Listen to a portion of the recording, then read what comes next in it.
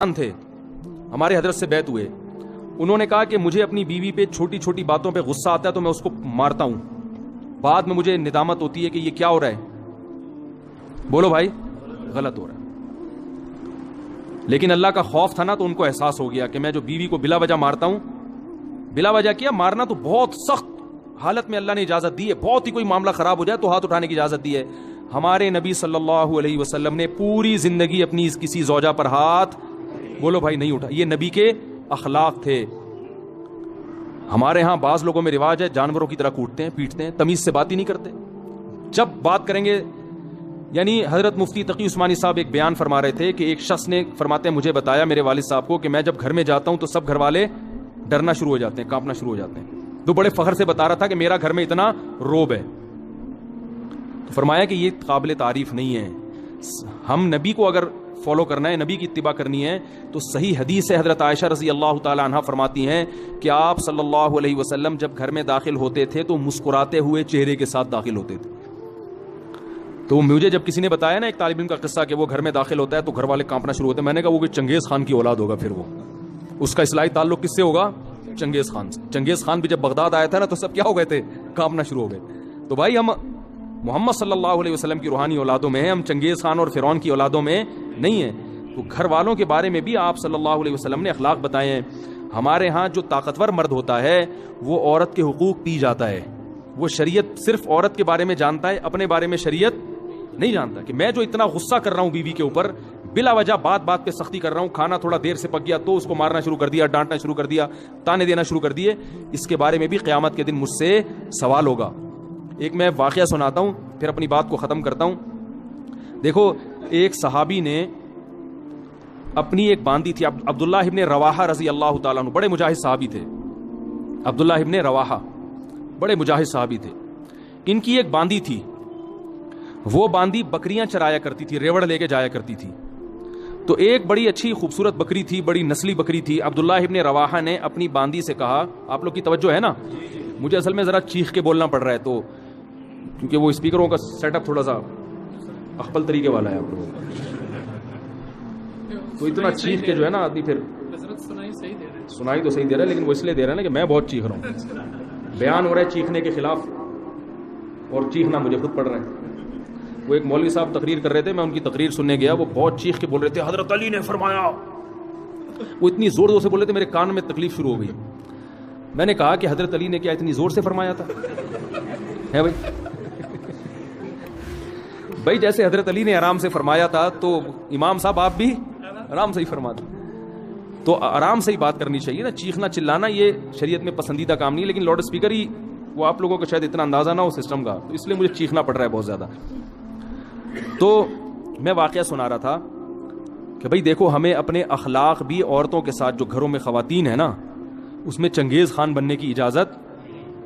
میں آپ کو ایک بات بتاؤں, اگر ناراض نہ ہو, کراچی اور پنجاب میں مردوں کی شکایتیں آتی ہیں کہ بیویاں ظلم کرتی ہیں,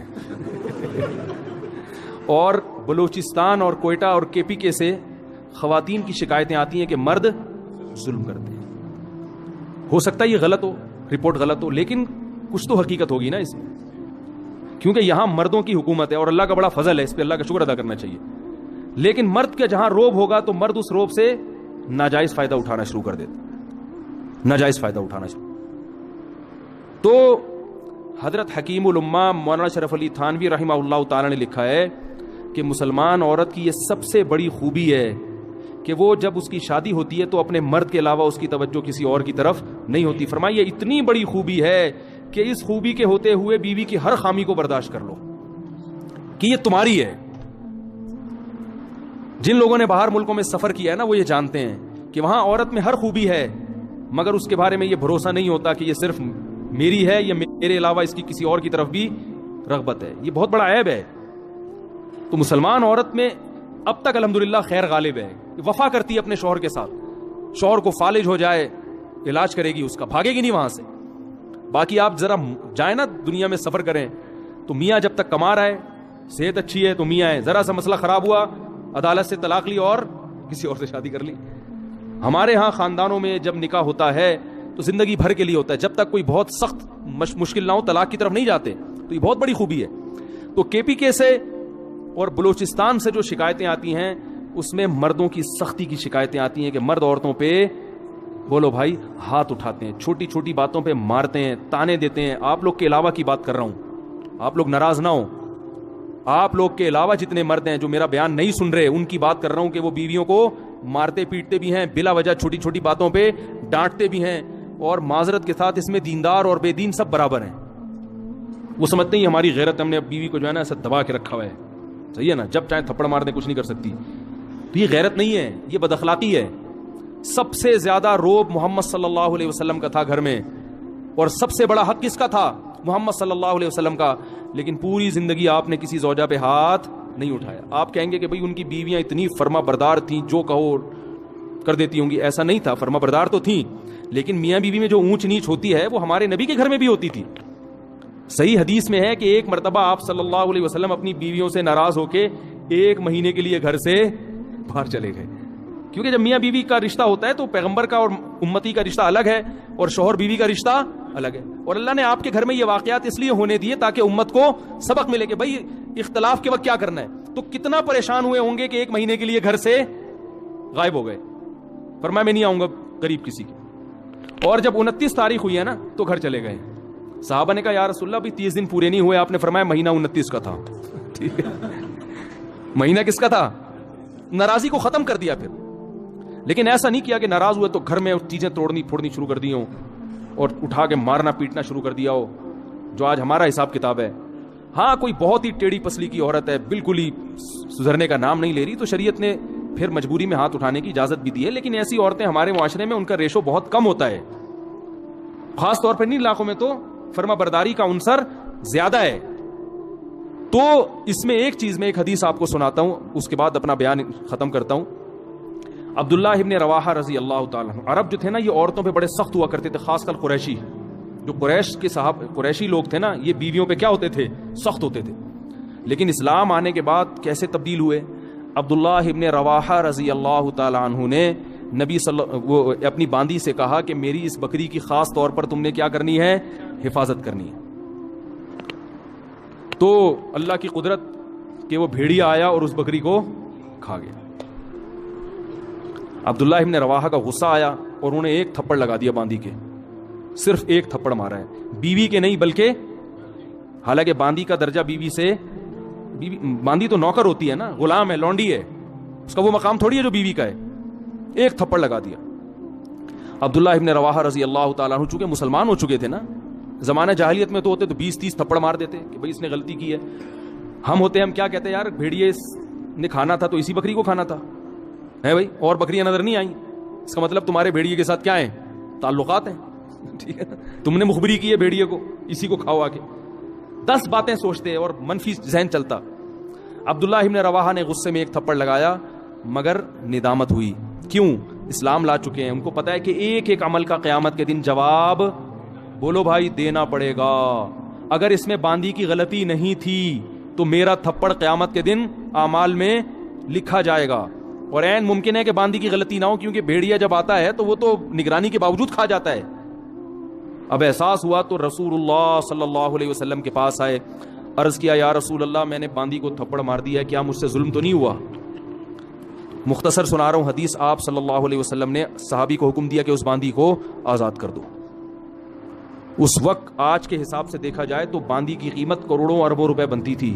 سب سے مہنگا مال کیا ہوتا تھا اس زمانے میں؟ باندی. 1 تھپڑ کے بدلے میں نبی نے کیا حکم دیا؟ اگر جہنم کی آگ سے بچنا چاہتے ہو تو اس کو آزاد کر دو. عبداللہ ابن مسعود رضی اللہ تعالیٰ عنہ نے ایک دفعہ اپنے غلام کو مارا. وہ بھی غلام تھا, نوکر تھا, بیوی نہیں تھی. غلام کا مقام تو بیوی سے کم ہوتا ہے.